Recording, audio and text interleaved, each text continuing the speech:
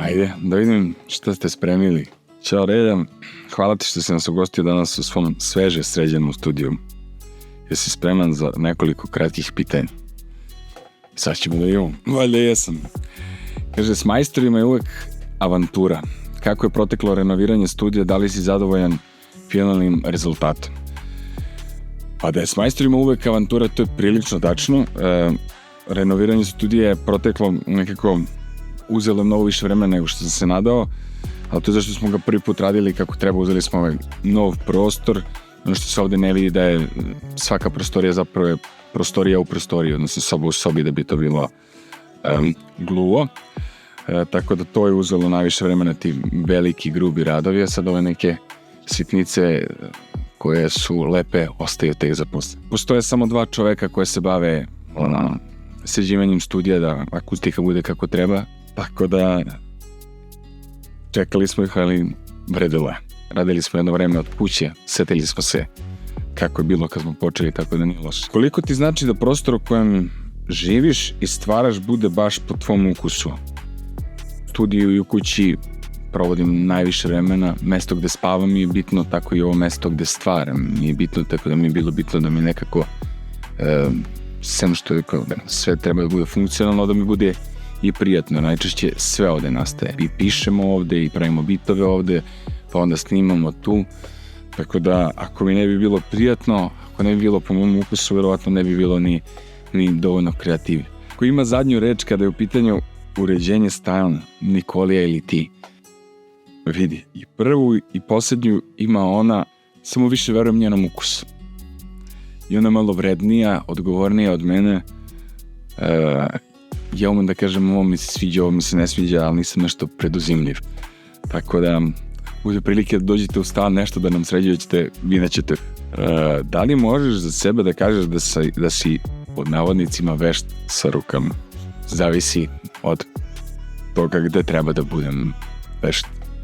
Za ono za šta mi je potrebno da budem vešt, jesam, a za ono gde više verujem drugima se radi i oslonim na druge ljude i njihovo znanje, odnosno njihovu veštinu s rukama.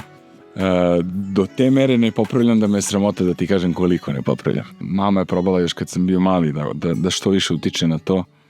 Međutim, i od prve pa evo do ove 35. godine vešto izbjegam sve što može se izbjegne od kućnih poslova, a svoju veštinu ostavljam za druga mesta. Koji su ti omiljeni delovi stana i studija? Koju prostoriju bi nazvao svojim kutkom? Svakako uvek spavaća soba i dnevna soba, jer obe stvari su bitne.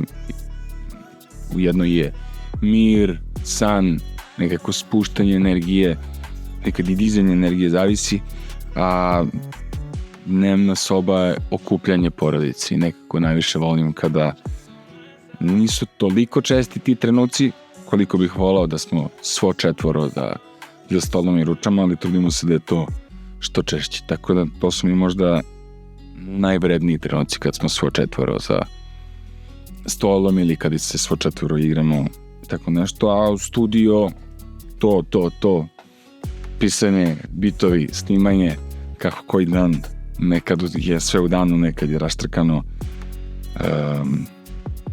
a nekad mi treba i da pobegnemo od svih tih prostora pa onda odem preko na kafu. Da li misliš da stvari koje te okružuju govore o tebi? Trudim se da ne govore previše o meni, to je da se ne opterećujem time da stvari koje me okružuju govore o meni, verovatno da nešto govore i da iz toga šta me okružuje ljudi po nešto mogu da zaključe, ali ostavljam im priličnu slobodu da interpretiraju to kako god se njima sviđa.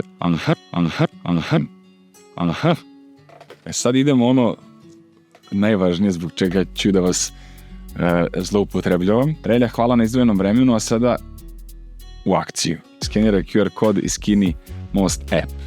Biće nam drago da nas pozoveš kad god ti bude potrebno. Tipa za pola sata.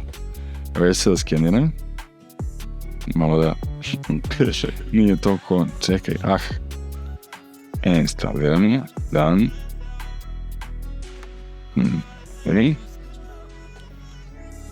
Ajde.